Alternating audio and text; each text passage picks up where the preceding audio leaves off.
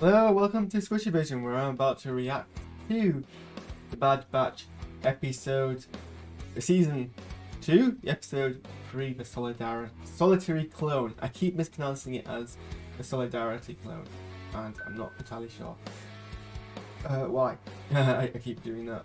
Also, what's happening with my chat?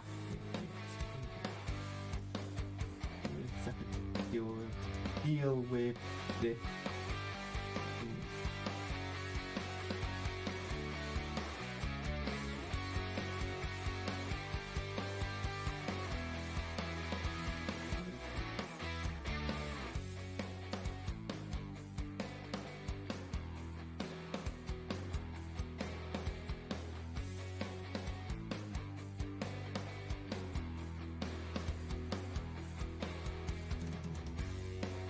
Very weird and I don't like it. That's okay, never mind. Sorry. Anyway, yeah. So once again, much like in the previous season, the crosshair focused episodes are somehow miles better than the other normal episodes that we get. This was a really good episode of a Star Wars show. And again, I don't know, the writers seem much more comfortable writing stories which lend themselves to, like, you know, focusing on people acting in bad ways and not like kind of hiding that and having to I like how this track's called Smeared Reputation. That's very fitting. But you know, it's what it's focusing on in this show is in the right seem more comfortable doing, whilst when they write normal kind of Bad Batch hijinks, they don't seem particularly like into writing very in-depth character pieces. But this is a much more deeper, like, this is an episode I'm gonna finish watching and then kind of ponder about, maybe not for long, but I'm definitely like ponder about it and write things, have things to say about it and write things after it, the episode. Whereas normal other Clone Wars episodes, I'm just like, okay, well, yeah, those are things that happened, and you know, some of the things were like annoying, like how in the previous episode, it was all about someone mishearing what someone else said and like getting a bit like kind of touchy about it and stuff like that. Well, here it's dealing with, you know, I mean, it's dealing with working for a fascist government, and so I'm not going to be that sympathetic towards the characters, but it's interesting to watch.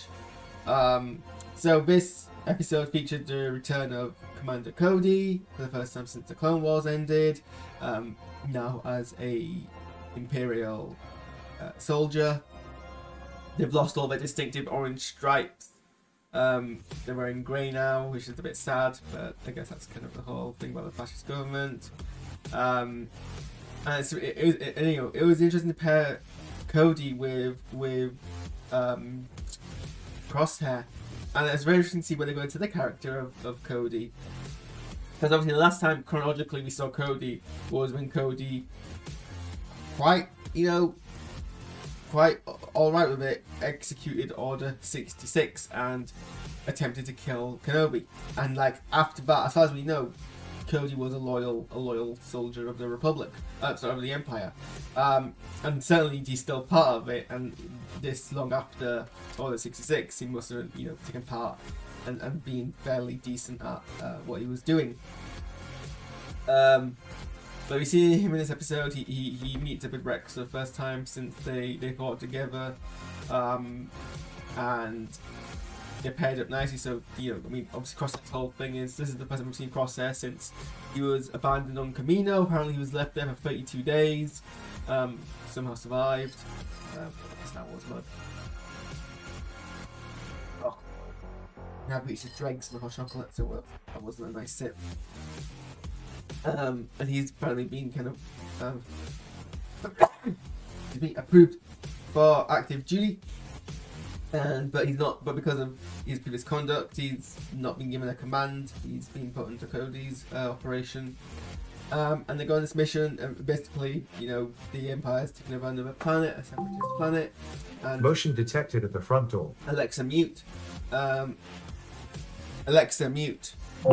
And so the Empire trying to take over a planet, and the hobbits are like, no, go away, and they hold the governor who was sent to take over the planet hostage.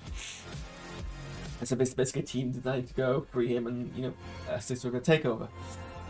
And so, you know, they do this without any kind of like, well, they go and do this, and you know, the effective clone team, they get shot down, but they immediately kind of use that to their advantage and break through the enemy lines. And they suffer losses, but they're fairly competent. So there's no real kind of tenseness with their operation. It's all about how both these soldiers react.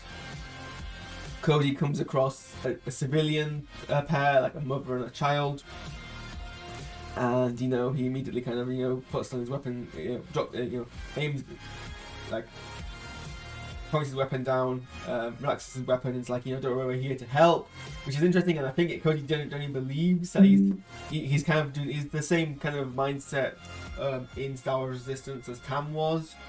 He genuinely believes at this point, at least he's trying to fool himself that he believes that the Empire is bringing ordered fascism, and that's kind of the whole propaganda, the whole spiel of the Empire is like, we're here to like force order on you all. And so, you know, he's like, we need to help, and obviously they experience this like this disgusted look and go back into the house. Whereas, you know, the Crosshair has his sniper rifle point blank pointed at them the entire time. Doesn't kind of back off from them at all. And then, you know, they go through. There's this kind of cool bit where they're fighting up a spiral staircase, and Crosshair's using his reflective blaster reflectors to basically shoot down commando droids, shooting, you know, around, bouncing off the walls.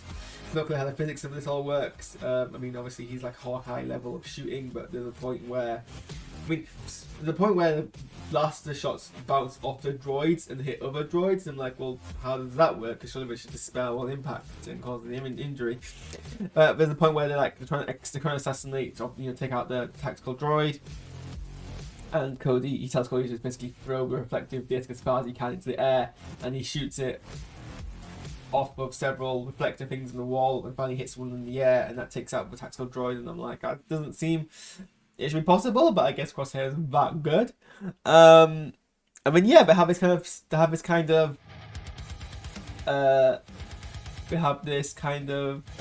standoff where the governor and the actual governor and the Imperial governor, the actual governor has the Imperial governor held with a blast to his head, and it's like, you know, I'm not gonna concede. I know the resolution here is you leaving us alone. If you're not gonna consent to that, then there's nothing else to discuss. You claim not need to be peaceful, just leave us alone. And Cody's kind of like, you know, it's like, hey, I want to be like kind of peaceful about this. And, you know, he puts down his weapon, he puts down his helmet. I mean, and even, you know, Crosshair aims down his rifle and is like, you know, just meet me halfway, let go of the hostage, and we'll arrange for some kind of peaceful resolution. I guess for the purpose of the conflict, the separatist is like, believes him, and I know he is being sincere, but I'm like, you're giving up your only protection, and he's the only one who's kind of consenting to this, and, you know, it seems like a bit of a naive move to make, but she agrees, and then obviously the governor's like, execute her. Cody just like doesn't obey the order, but Crosshair does and shoots her dead, and the Tulsa takeover comes on. And look, you know, the show is under no illusions that this isn't a victory. This is a bad thing to have happened. We're like, we should all be like kind of depressed. This is happening, and the planet's following the Empire. And Cody's kind of like quiet for the rest of the episode. The rest of the time on the planet, he's like looking over the stormtroopers arriving on the planet, and leaves with Crosshair. When he kind of Crosshair and him kind of have a moment outside, there's kind of one memorial, and Cody says a thing which I'm sure has been said before, that you're looking at separates clones from battle droids, is that clones can have a choice and have to live with the choices that they make. And, you know, Crosshair like is interesting because like he is fully openly committing to this idea of full loyalty, but he has these moments where he's like clearly thinking about things. And then we go to the next day, he gets called telling him that he's being deployed for a mission, but he won't be under Cody's command because Cody's got AWOL. So Cody's clearly been like, well, this is the straw that's broken the camel's back.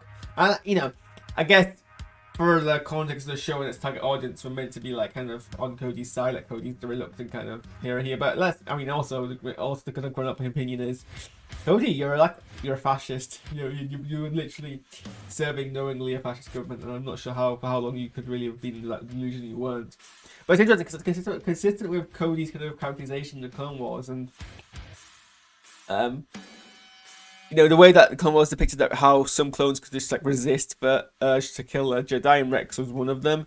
It does say a lot about how about Cody not being one of the people who resisted it, but then like this kind of shows that he took him longer to kind of see what was happening for what it was, and it's the way he was being evil but consistent with his own characterization was good in this episode. To be fair, it would have been fine if it turned out if he kind of went the whole way where he was like fully committed to the Order, to the Imperial, the Empire, and then he just basically fully switched to it. But no, we went with this. So yeah, I mean, this was a very good episode. Like, I had a lot to pick up, a lot to talk about. And it's just a shame that none of the episodes actually focus on the Bad Batch don't replicate that kind of image, that kind of thought process. So yeah, thanks for tuning in to Reaction. Hopefully my sub doesn't like freak out, and yeah, I did this reaction during the day because I start work later on a Thursday, so hopefully it means I can get home after my D&D session and do some gaming. Fun! I'll see you guys later on.